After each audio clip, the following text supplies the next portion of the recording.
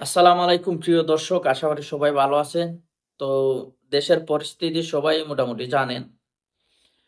সামনে ইলেকশন, নির্বাচন ঘিরে বিভিন্ন রকমের ট্রলের শিকার নেতাকর্মীরা। দেশ এদিকে বাঘ হয়ে যাইতেছে, জান্নাত বাঘ হয়ে যাইতেছে, তুমি আমি কই যামু? চিন্তা করছেন? তো দেশের প্রধানমন্ত্রী, স্বরাষ্ট্রমন্ত্রী, শিক্ষামন্ত্রী কে হইব তারাও নির্বাচন করে লাইতেছে এটা। ভোট হইব, ভোটের মাধ্যমে জনগণ যারে ভালোবাসে, যারে যোগ্য মনে করে, যে যোগ্য ব্যক্তি যার কাছে দেশপ্রেম আসে, যে এ দেশের জন্য কিছু করব, যে জনগণের দরদ বুঝবো, তারে ভোট দেন। হোক সে বিএনপি, হোক জামাত, সমস্যা নাই আমার। যে যোগ্য, যে এটার প্রাপ্য, তারে দেও। প্রধানমন্ত্রী যেকোনো জন হোক।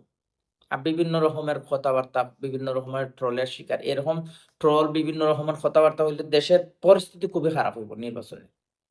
তো নির্বাচনটা সুস্থ হোক আমরা সবাই চাই। তো যে এটার যোগ্য তারে ভোট দেন। ঠিক আছে?